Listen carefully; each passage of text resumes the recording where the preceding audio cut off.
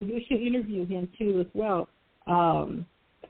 King Randall, new emerging king. He started, great young man at the age of 19. He lives in Albany, Georgia, and it's one of the poorest counties in Georgia where a lot of the young black kids, especially boys, they weren't getting good education. So he started a GoFundMe, and now he's meeting with a lot of high officials.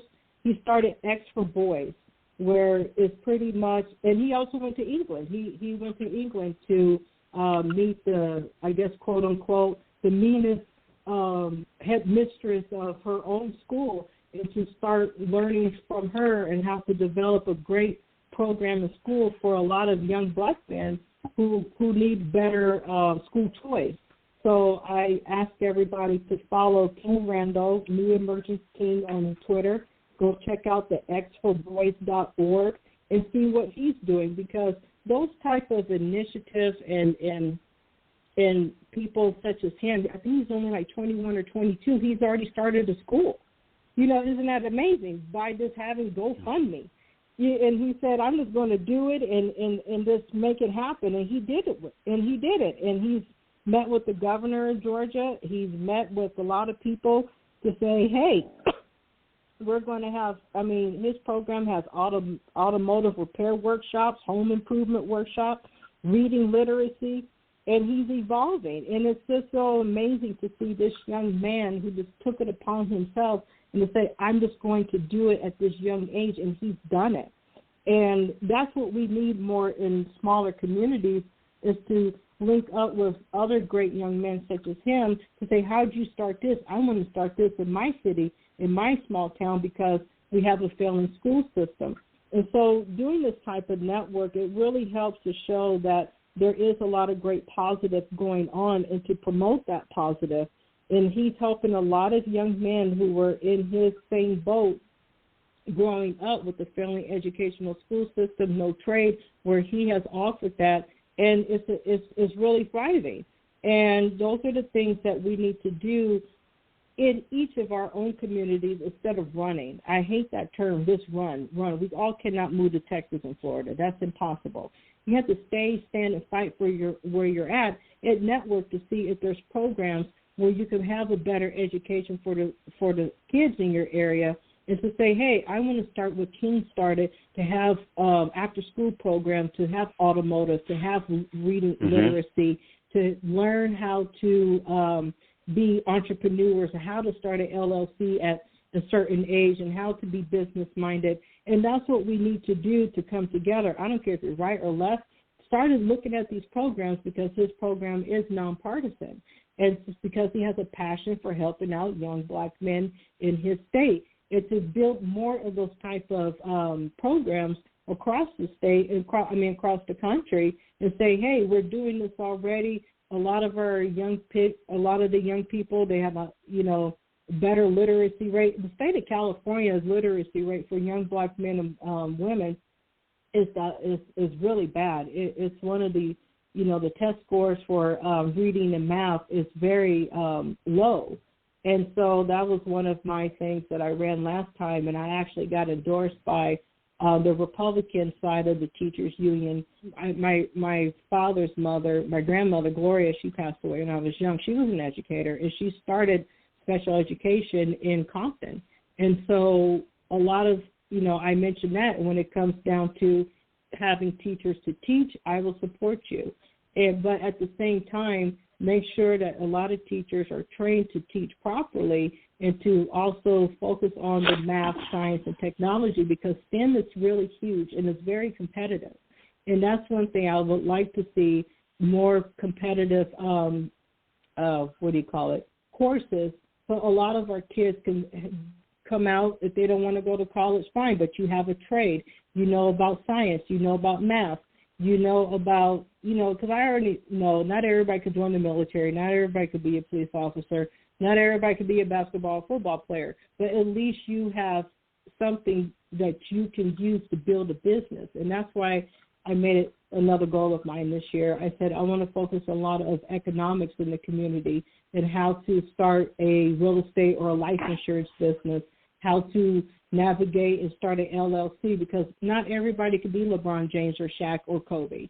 And we have to come to that realization, especially in the black community, that everybody could be a basketball player. Not everybody could be a football player. But let's start pulling our resources and getting the churches involved to start having after-school programs and how to develop a good, strong foundation for economics and teaching our children economics and how to thrive and how to set up different workshops after school and even a charter or some type of homeschooling.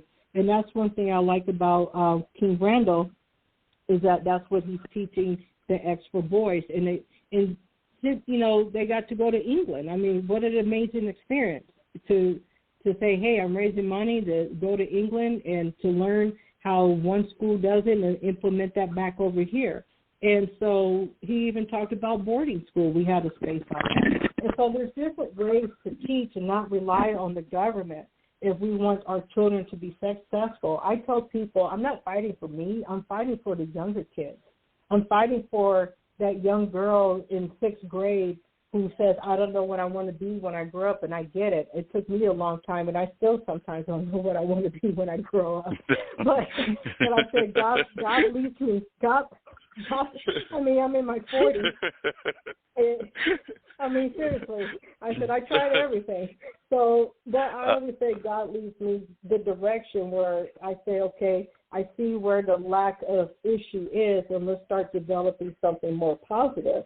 And so when it comes to school and education, we can also still fix up the public school. I went to public school, and I went to private school, and they had its pros and cons. And so instead of dismantling the system, you can fix the system. You can say, okay, parents, let's have an after-school program, and let's start teaching wood shop. Let's start teaching this, and let's start teaching that, and let's start teaching how to get your finances. Let's start teaching how to be entrepreneurs. Let's start teaching investment, because I'm not into the crypto thing, and I'm not here to to endorse it, but I'm learning a lot from my other Twitter friends about cryptocurrency. And this is where a lot, when it comes down to the black community, African American community, the ADOS community, the Freedmen community, the FBA community, we need to start buckling down and start teaching our younger kids that economics is a big thing and to thrive, because I think it's by the year 2040 I read that, if we're not building economics in our own community, we won't have any wealth, any more generational wealth. And this is something that we need to start doing and teaching our young men and women. You can mentor. You can, if you don't know it, hey, go find somebody who knows it and teach your family when it comes to opening a small business or having some type of investment in trust funds, because, grandma dies, you sell the house. Don't sell the house, just rent the house out or do an Airbnb. Then you start building generational wealth, correct? So you learn that, and I've learned that over the years, and start, investing in different things. It is hard for some people to do so because of capital, but let's start pulling a lot of this together to start building and teaching our kids fiscal responsibility, that you don't need to pull out a $100,000 loan to go to a prestige college and you're majoring in something that you can't get a job in. If your kid is not college bound, do not force them to go to college. Don't think your kid, and I'm not knocking anybody who plays sports. I have friends who play sports and even went on to the big league, but at the end of the day, not everybody can be that famous person, because God gives you a talent and gift. It may not be basketball, it may not be football, but teach your kids how to learn how to own the team, okay?